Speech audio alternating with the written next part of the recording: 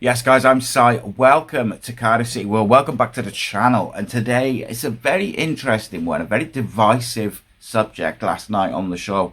The recruitment report.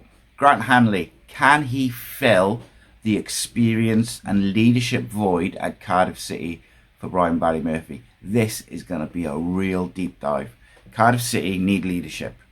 They need experience, calm under pressure, and someone who can guide this youthful defence through the chaos of a long League One campaign. So this is the question, right?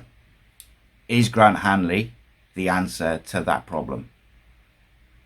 This is Cardiff City World. I'm Si. This is the recruitment report, and we are going to break down potential sign-ins for the Bluebirds as always. And today we are looking at veteran centre-back who might just bring a bit of steel, a bit of organisation to Brian Barry Murphy's defence as we are crying out for that leadership.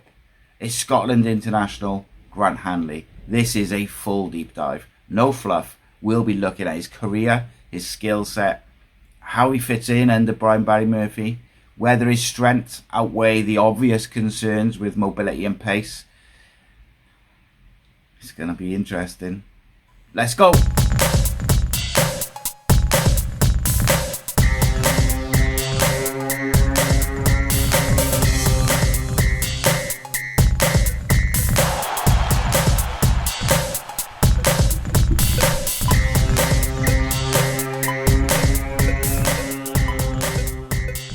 So why this matters? The current landscape at centre-back is fascinating. So let's be clear.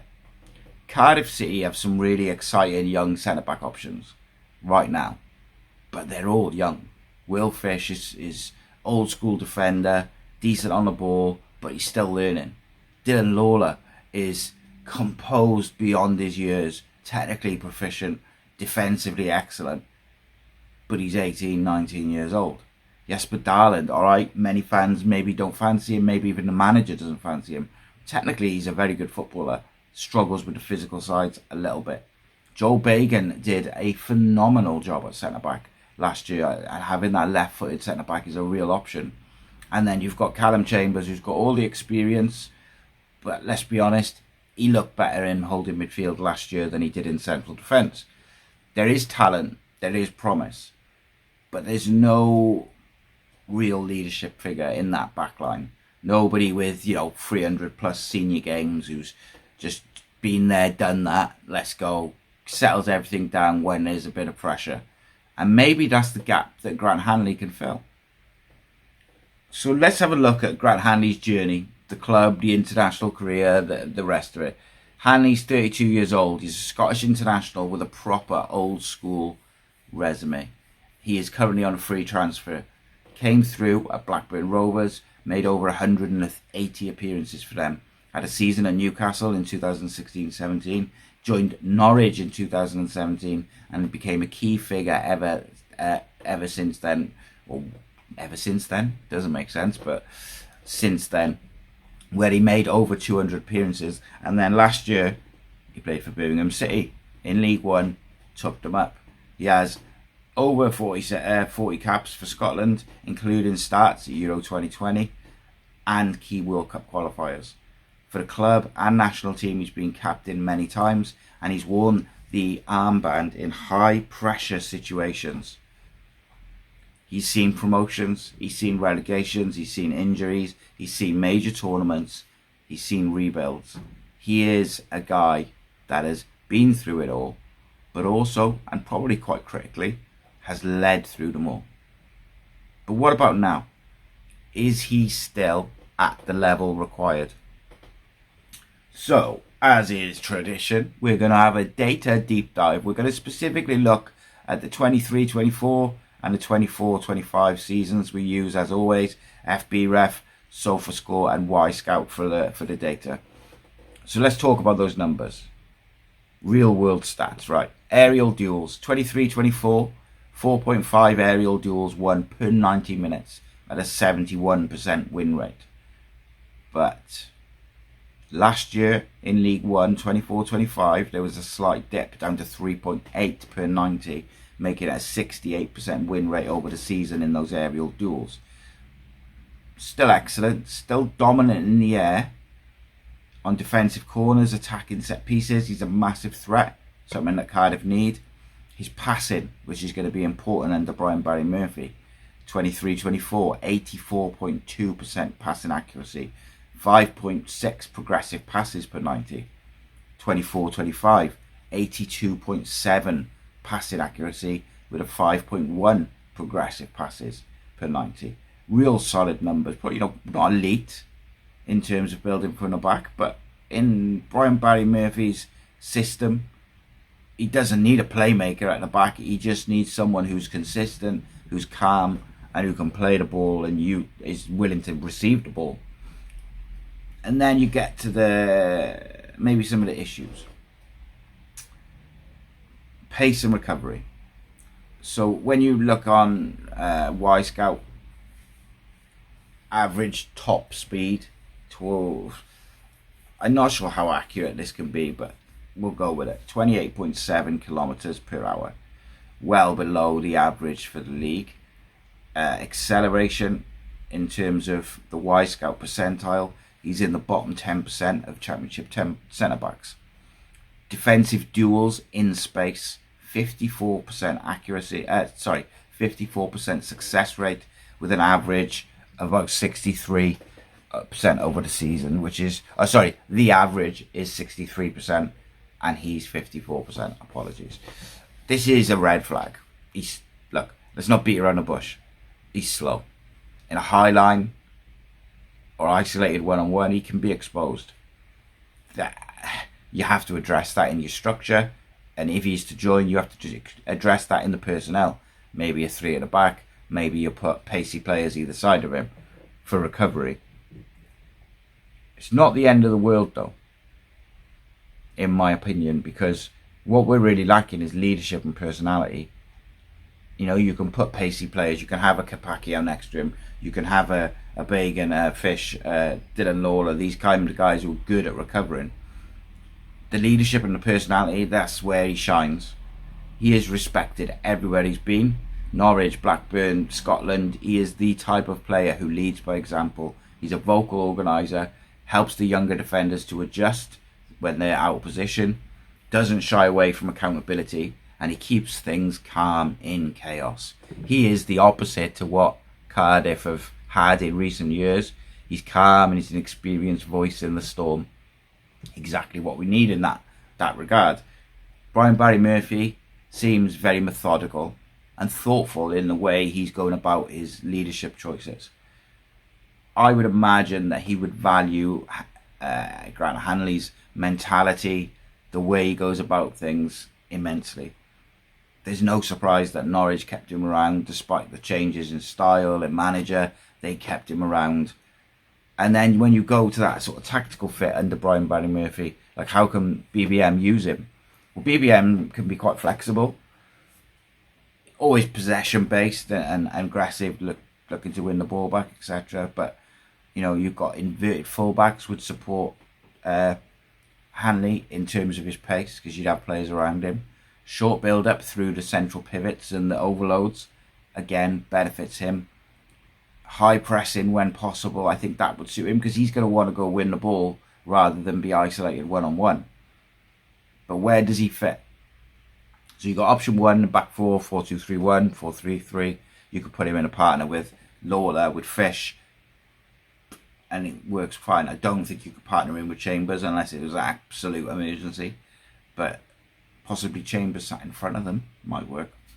The pros to it, solid structure. He can lead the line, he can let others do the recovery work, and he can limit the space to cover that he's got to cover due to the fullback inverting. The cons, if you go with a high line, if Colwell's playing as an 8 in a 4-3-3 and the other 8 is quite aggressive, Hanley could get exposed really quickly. But then you also have the option of a back 3. 3-4-3, 3-4-2-1, 3-4-3-5-2, whatever you want to call it, 3 at the back. You could have Hanley central with Fish, with Lawler either side, the wing backs push high. Pros to that is his mobility is protected. You've got Fish and Lawler either side of him. You could even have NG in there as well. They cover the wide zones. He doesn't have to. BBM can build possession with the two pivots, the wing backs. Simple. The cons to that, it would probably, from what we've seen so far at least, require a slight change in shape, because he does seem to have gone with 4 at the back, even though I have heard they've trained 3 at the back, so maybe we're looking at a bit of flexibility. He might also, if you go 3 at the back, you're removing an attacker, and there's that side of it. This feels like probably like a perfect solution for Hanley individually. I do think he can play in a back 4 if you get the right fullback and the right people around him, but you can't ignore the fact that he lacks pace. If it keeps him in the central areas, and you want him to be kept in those central areas. You want him dueling, like in the air, physically, nipping in front of defenders to win the ball. Don't get him faced up, one-on-one, in behind. That's where it's going to be a problem. Let him do what he does best. Read the game, win headers, and lead his teammates. And then when you go to the overall pros and cons of Grant Hanley, like the pros are pretty simple. Leadership, vocal, experience respected. Aerial ability, wins duels, key in set pieces in both boxes. He's got a calm mentality, no panic, no nonsense defending. Experience, well, he's got over 400 games at senior level, including international level. Passing, short range accuracy is excellent. Progressive numbers are decent. Long balls are okay. Cons, his pace, absolutely below par recovery speed. Injuries, obviously as age comes, you're going to get an increasing amount of knocks and you're going to miss games. But as we've discussed previously, we want an experienced centre-back to work with these players, to play with these players, but not necessarily to play every game. Once a week will be fine. The system fit, possibly a bit risky at a high line, possibly a bit risky in a back 4, depending on who's around him, depending who your 6 is. You might need a slight tactical adjustment. And then another con is it limiting, blocking youth? Is it limiting Lawler, Fish, etc.? I don't think so, but it could if he was playing every game, I suppose. The verdict. Is Grant Hanley the answer to Cardiff City's leadership issues? It's a real tricky one. If you're looking for a long-term solution, then no, of course not. But if you're looking to just try and get back in the Championship in the next 2 years, maybe not. But for this season, right now, in League One, with one of the youngest squads in the league, he might be exactly what we need. Exactly what Brian Barry Murphy needs. Short-term deal, low risk, huge dressing room presence, solid in the air, and if he can adapt his shape a little bit, or the personnel, to protect him, and it's not just about protecting him, any player who's got a bit of a weakness, you should be looking to accentuate the positives and hide the weaknesses with anyone. So you give him mobile partners, you put pace around him. The lack of pace is an issue. I think his leadership qualities and his defensive qualities outweigh that, though, if I'm honest. You could also add a coaching pathway, or a leadership mentoring sort of role. It'd be a clever signing, in my opinion. But like, as I wrap up with my kind of final thoughts on it, City's rebuild under Brian Barry Murphy, it's all about purpose and structure and identity, and that's why the transfers have been slow coming, because he's IDing certain players, IDing certain profiles, and having a real good look at this squad and their personalities. Hanley, I get it, some people won't be happy, they won't see it as the glamorous addition that we're hoping for, the flair player, whatever, but he could end up being one of the most important. Let me know what you think in a comment, because this guy really divided opinion yesterday.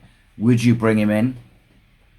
Is he the perfect mentor for Lawler, for Fish? Yes, it's a stopgap. Does it block their progress?